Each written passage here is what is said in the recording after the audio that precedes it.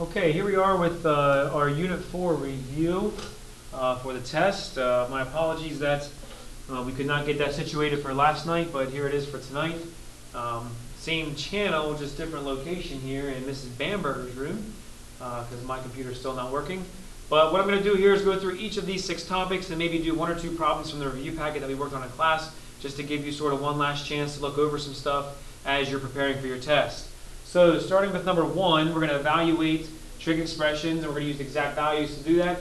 Most of that deals with your unit circle. So looking here at our review packet, I'm going to take a look at a problem like number 2, find the exact value of the given trig expression. Alright, so something as simple as cosine of 4 pi over 3, okay, you're going to use your unit circle for. You need to locate 4 pi over 3 on your unit circle and determine what the x value is there, or the cosine value.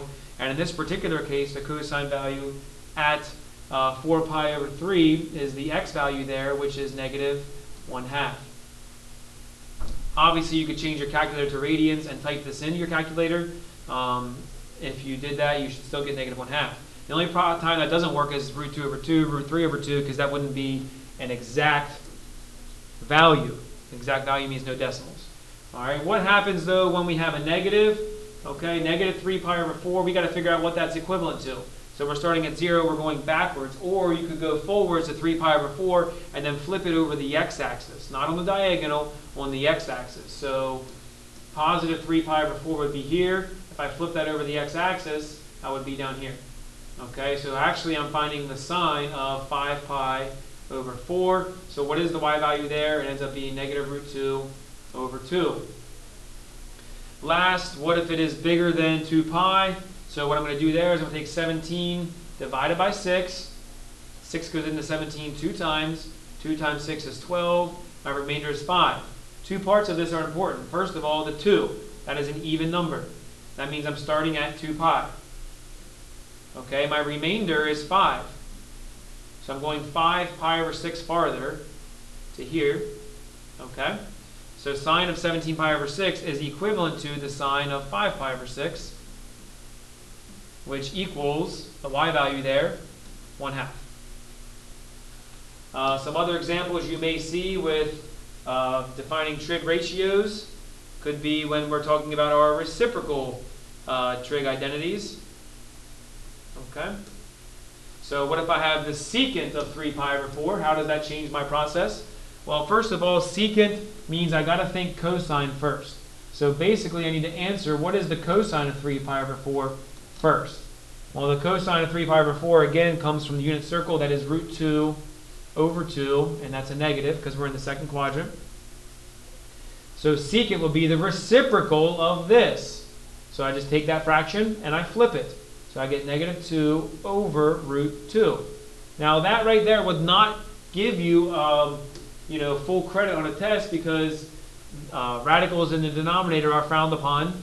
So what we're going to do is we're going to rationalize that denominator by multiplying by root 2 over root 2. The reason why we have to have root 2 over itself is so that we're multiplying by 1, so we're not changing the value, okay, just the appearance. So negative 2 root 2 on top, and then a root times itself ends up canceling out, and we end up with just 2. So what happens then is the 2's cancel each other out, and finally the secant of 3 pi over 4 ends up being just negative root 2. Now we're going to tie a bunch of things together. We have bigger than 2 pi, negative, and reciprocal. So first of all, let's figure out where negative 11 pi over 4 is. So 11 divided by 4 is 2. 2 times 4 is 8, remainder 3. So I'm starting at 2 pi.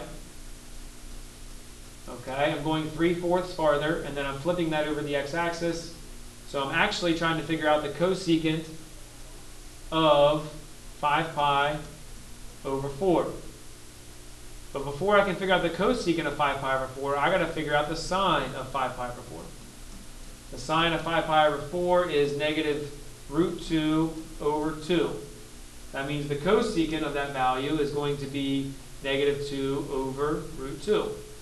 All right, again, rationalize the denominator, so this ends up actually equaling negative root 2. So the cosecant of negative 11 pi over 4 equals negative root 2.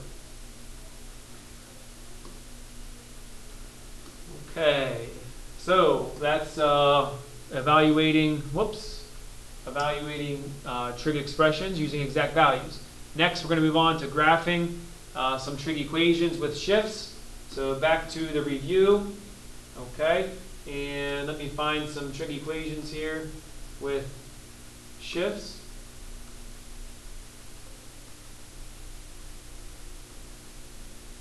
There's two good ones. Okay. So, first one, I have a sine curve here. Okay. So remember, in your toolkit, you should have somewhere a little sketch of sine.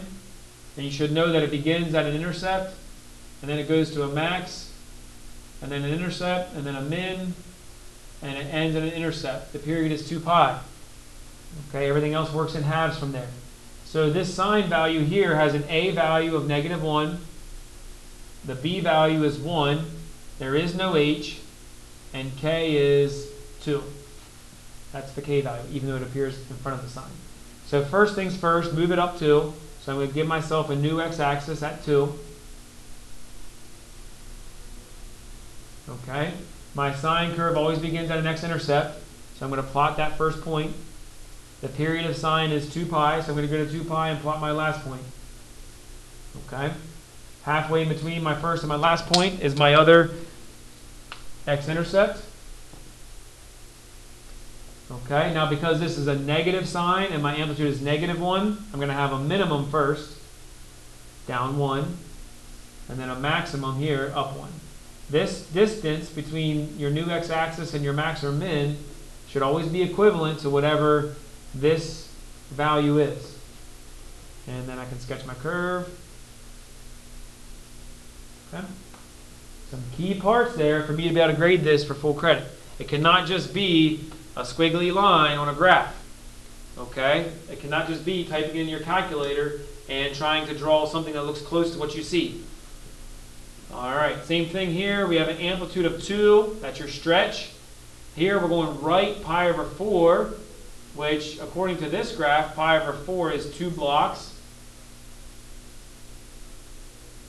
And we're going up 1. So first things first, let's go up 1.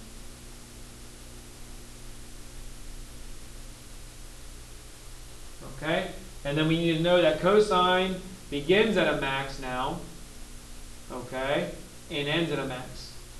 Halfway is a min, and then we have our intercepts halfway in between those. Alright, so normal cosine would begin 1 above the x-axis, but in this particular case, I've been moved to the right pi over 4, so I'm going to go right 2 blocks. And instead of going up 1, I'm going to go up 2 because of my stretch factor. Okay, period is 2 pi, so I'm going to go over here to 2 pi, but I'm not going to put my dot there because I went right 2 blocks. And the maximum here has to match the maximum here. Now from that point, everything works in halves. So my minimum is going to be halfway between these two, which will be right here, and it's going to be 2 below. Again, this distance is always your amplitude. This distance is always your amplitude. That's your stretch factor. Halfway between my 2 points here is my intercept. Halfway between these 2 points here is my intercept. All right, that's the nice thing about these. They always work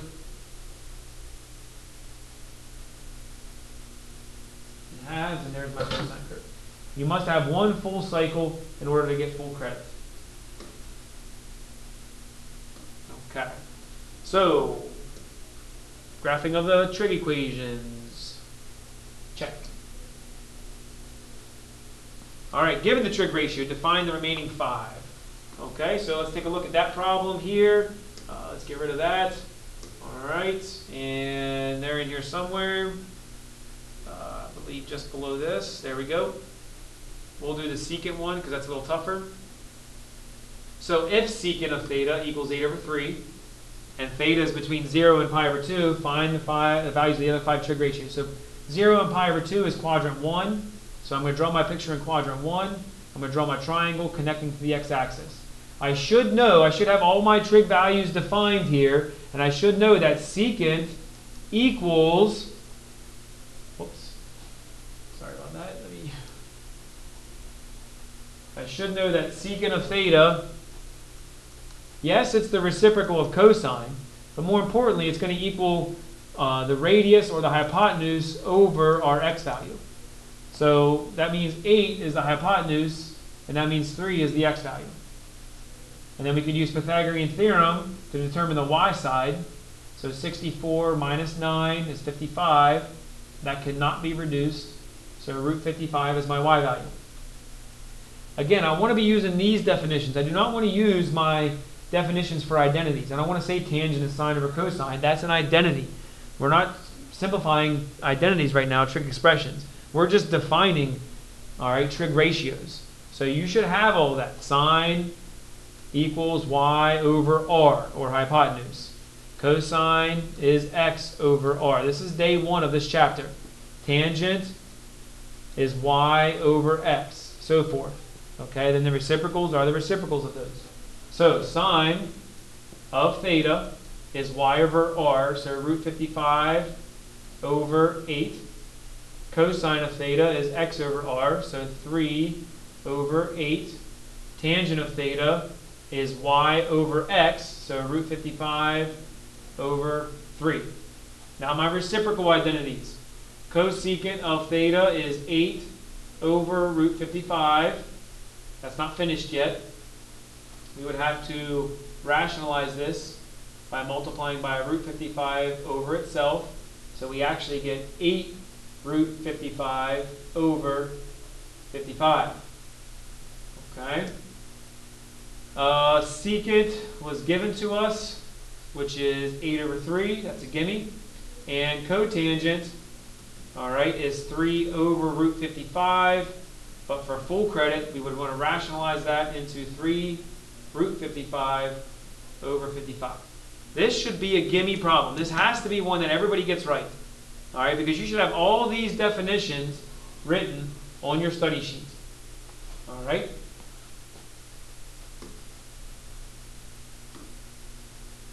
Okay. So, given the trig ratio, define the remaining 5. Check. I'm going to go ahead and stop it now, and then we'll do the other 3 in a second video.